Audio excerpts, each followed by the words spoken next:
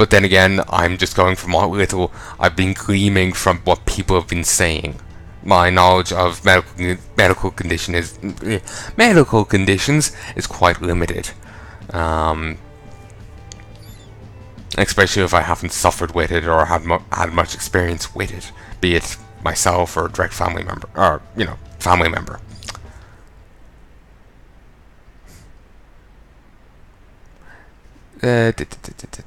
Recording locally. I just have to make sure I'm actually recording. Yeah, it's ticking up. Frames encoded is ticking up. It says how many frames that have been encoded. 144,284 at the time. Now it's 373, 403, 432, 462. It takes up quite quickly. 30 frames per second, though sometimes it goes 29 frames per second. Recording locally. Recording locally. Recording locally. Recording locally.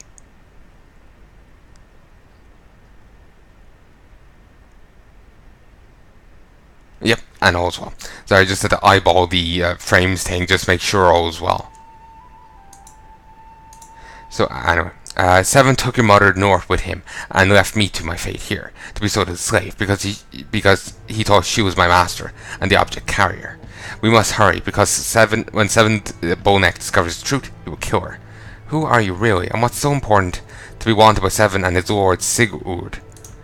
That's not important, but I will tell you that I'm not a common traveller. I was sent by the king of Asturias, and what I brought with me is a gift that could change the course of a war. We'll talk about this later. It is urgent now to find your mother. Seven Bullneck was summoned by his lord, Sigurd, Snake in the Eye of Ragnar's son. Sigurd wants this object badly. You interrogate your mother about it because he thinks she has information he needs. You must find Sigurd soon. Fate is written with blood and steel. My redemption weaves through them both. Iridino has answered my prayers, bringing you to me. You'll not find a more loyal companion or a closer friend. Grab your things. We've lots to do. Good. Give me a few moments to prepare, and I'll be ready to move. Fate is playing with you. First, everything was pointing to your mother's death. You were driven partly by the need to survive, but mainly by revenge, to find Seven Bullneck and kill him. But now that your mother is still alive and in the hands of your enemies, your priority is to find and rescue her. Seven's lair destroyed. This place destroyed by your men is nothing but ash and rubble.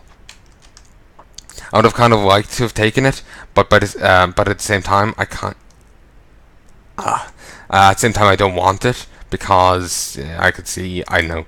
Remember I was saying about how the guy over here was saying like, I have to talk to her.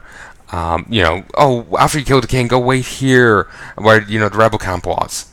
I was thinking, he would send troops after, like, oh, so-and-so killed him, so-and-so's there, kill so-and-so, and they would claim that I was the rebel leader that I had actually killed.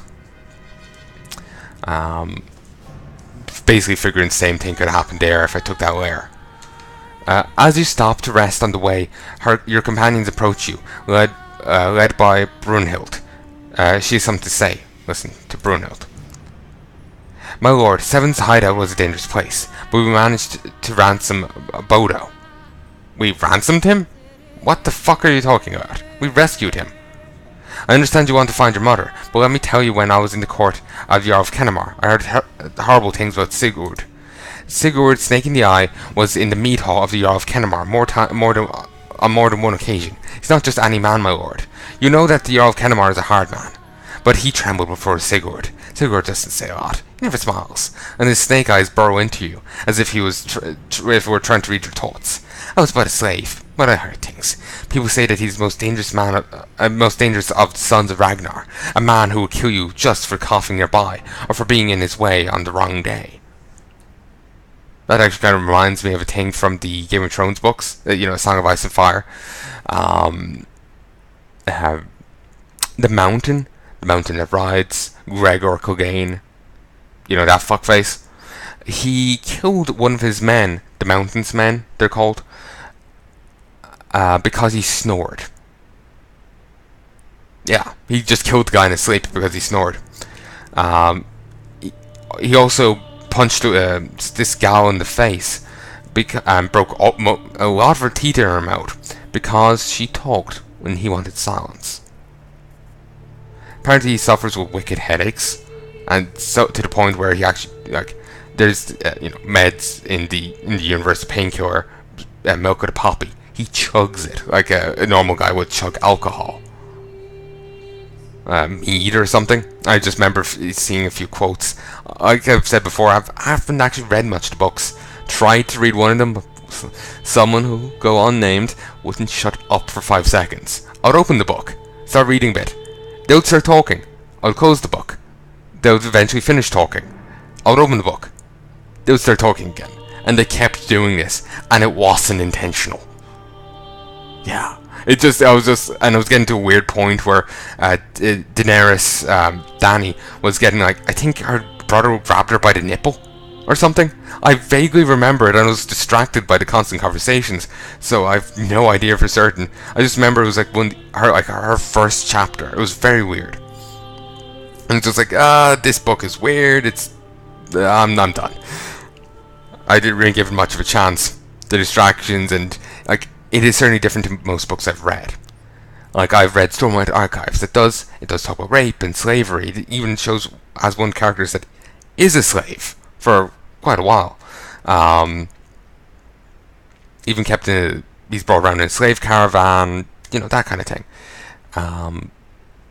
But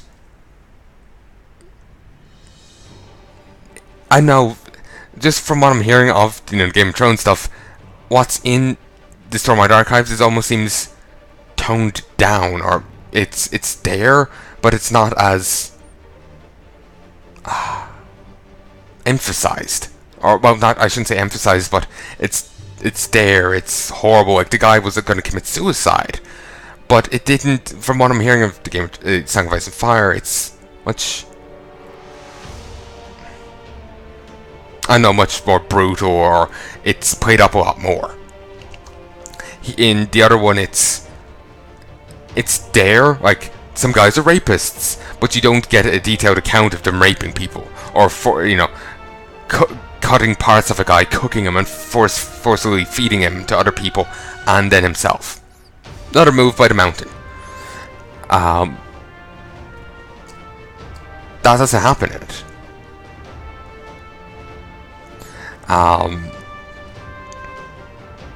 Of course, the point. I should say, since I didn't really read much of the book, Song of Ice and Fire, it is a little unfair for me to compare them, because I'm just going from what I've heard, which could be incorrect.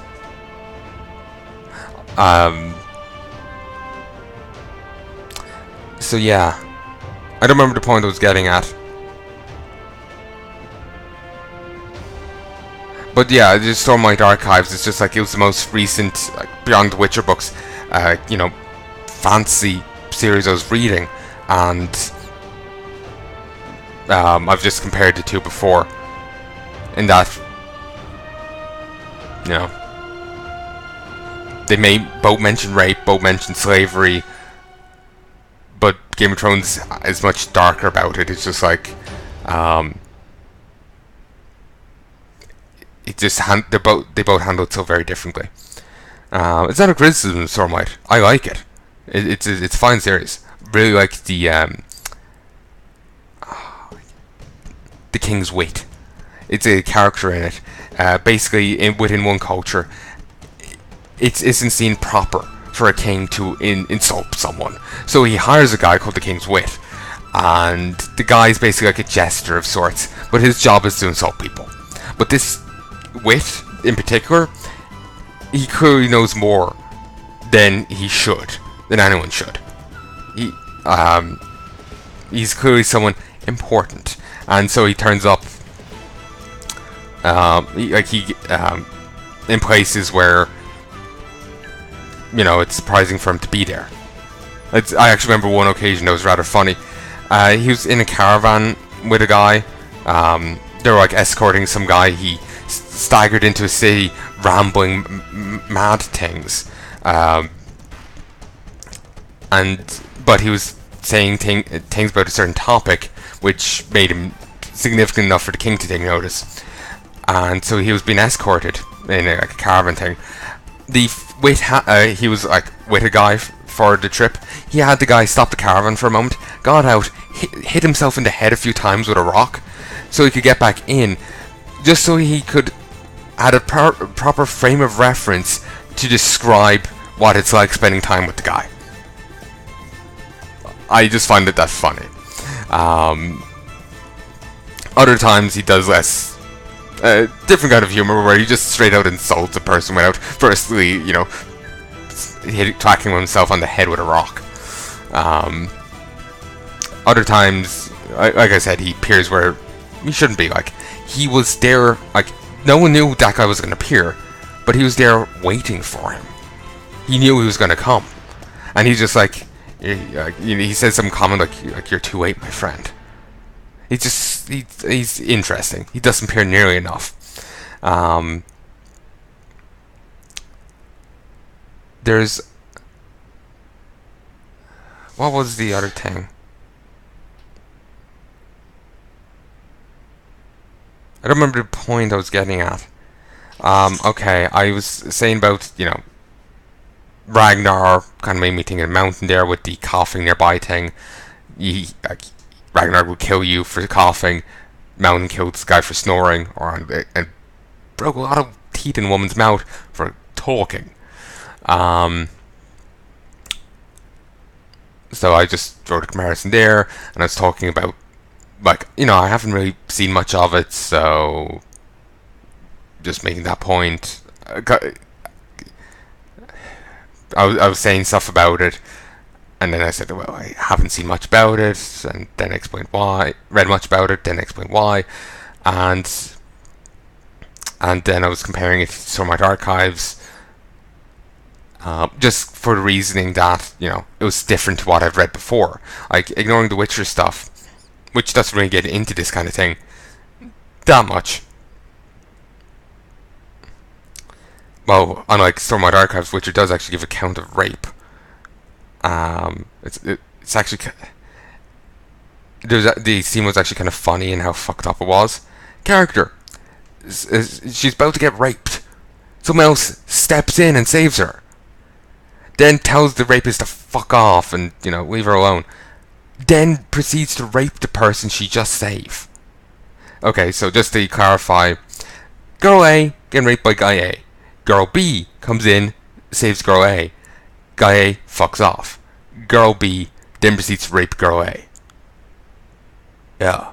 And it gives an account of it and, like, the person's point of view as it's happening. And, yeah. But, like, beyond that, I was also reading, Stormlight Archives, and I was comparing the two because, like I was saying, it was different to what I read before. Yeah, now I make sense, because I couldn't remember my train of thought there, and I hate when that happens. I'm just really scattered. It's because I'm tired, and probably other reasons as well, but the tiredness ain't helping. So I'm just going to turn the fan on for a moment. You'll probably hear it now because there's no in-game sounds, but you'll still hear me over it, or at least you should. If you can't, probably just keep rambling for a moment longer. So,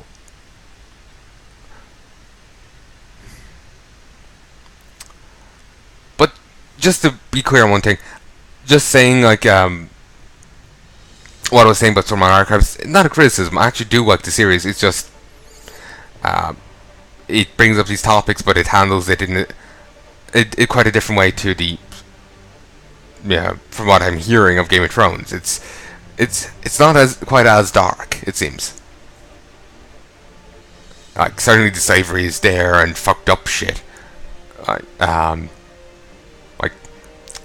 remember, they're transporting slaves, and one slave was sick. It was very easy for, to help the guy. One of the slaves was actually saying what to do, but they just didn't care enough, and the guy died.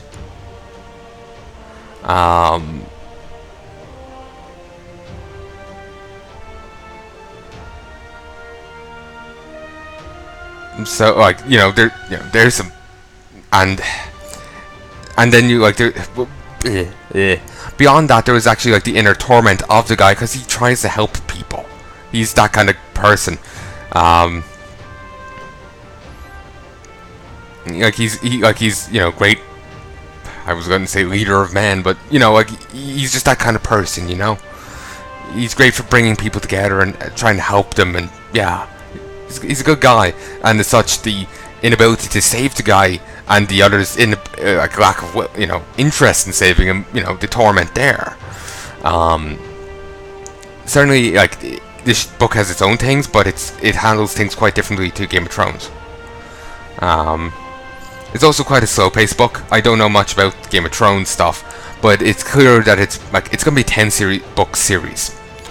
It's split into two, like first 5 centering on certain set of characters, second 5 setting on a different set, and but with this character from the first set actually coming in and making appearances. Actually, one interesting thing about the book, and then I'll go back with this. I'm just rambling here because I feel like I wasn't really making sense a moment ago, and as such, I'm just now keep talking because I feel that will somehow make me feel better about feeling awkward. But the constantly talking is making me feel awkward, even more awkward. Just being honest here. But yeah, I don't actually remember what I was saying. I know it was about the book, but I don't remember the exact detail. But yeah, basically, long story short, they are quite different. So this, I wasn't expecting it to be as different as it ended up being. If you get me, I heard great things about it, but it was just like, it's.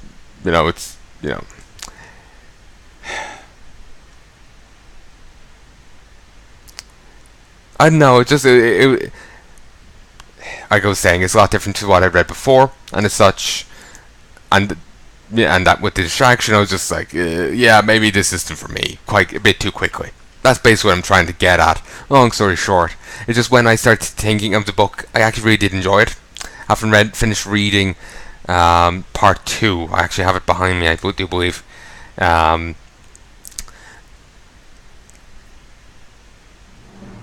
I basically when I start talking about it, I get I want to keep talking about it kind of thing, because I actually really do enjoy it.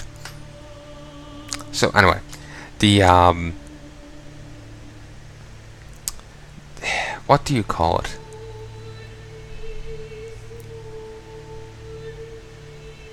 I don't know.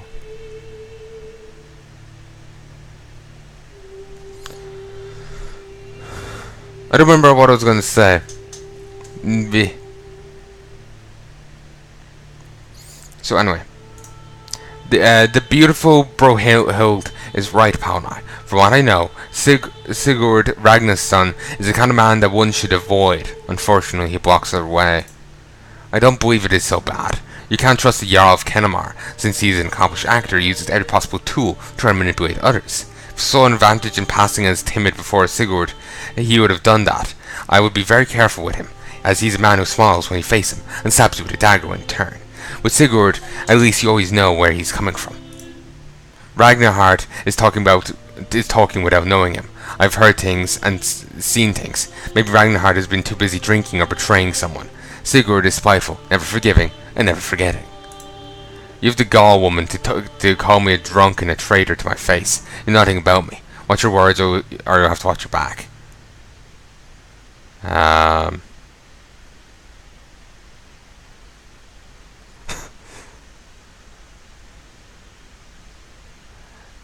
I'll be honest. Regan had a point. The guy does manipulate people. If he thought cowering was a good move, he would cower. But by the same token, maybe the cowering was honest.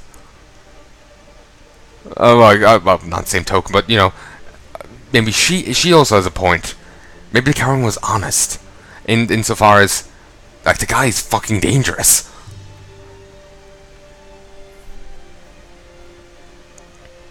I kind of just want to not get involved. Okay, I'll just read these, but I'm gonna go with this one. It's not getting. It's not the